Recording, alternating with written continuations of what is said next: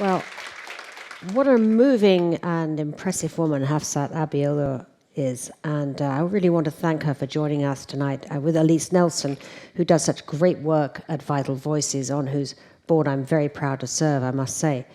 One of the wonderful things about being able to do these forums is to keep the pulse going and the beat going on certain stories that don't get the kind of continued focus as news crowds in and other stories come rushing at us.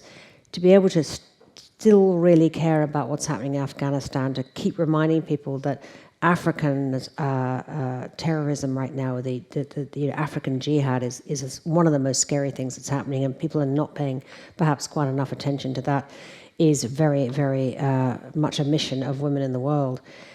You've met some very impressive and fascinating women tonight, and I'm so grateful that they did give up their time and were so candid and illuminating. Just to remind you, who you saw was Sarah Chase, Gail Lemon, Maniza Naderi, Attorney General Loretta Lynch, Monica Gray, and Annie Medelu, and of course Hafsat, who we just mentioned. I want to thank every single one of them for coming this evening. And I'm very, very grateful as well to our presenting sponsor, Toyota. A special thanks to Toyota's National Media Director and one of this evening's co-hosts, Dion Colvin-Lovely. I love the generosity that Toyota showed towards our mothers of invention, who are now an incredible regiment of young women who have all been augmented, magnified, and further empowered by Toyota's generosity as they've gone forth and taken their projects and really seeded them. Many of them are now doing extraordinarily well and have really flowered as young entrepreneurs, doing things that actually make a huge social difference.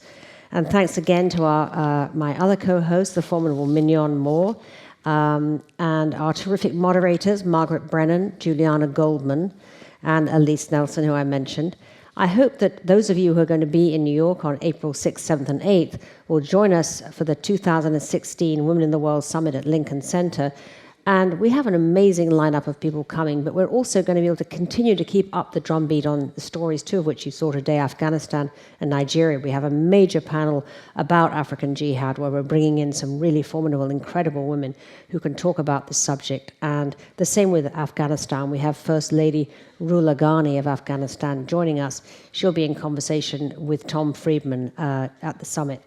We also have Christine Lagarde, Kerry Washington, Megyn Kelly, Earthren Cousin, Cecile Richards, Meryl Streep, as well as an amazing group of women from Turkey, India, Pakistan, all of whom were going to be telling their stories, which are as powerful and as illuminating as Hafsat Abiola, who you heard this evening.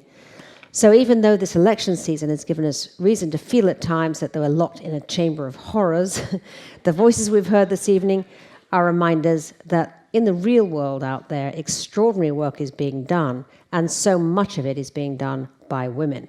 Let's just imagine what the world will be like if the 62 million girls who currently don't go to school get the education that they deserve. And I've no doubt that when they do, that some of them will be here sitting in this room, being part of this program, and developing their ideas and their passions as our young mothers of invention did today. Thank you so much, Washington, D.C., for coming this evening. I love the fact that you came and you stayed, even though those election results are pouring in, and I'm sure you're continually, looking at that little BlackBerry or iPhone to see it. It was wonderful to see you. I hope we'll see many of you, as I said, in New York at the summit. And it was a great way to spend Women's Day, International Women's Day, with you. Thank you.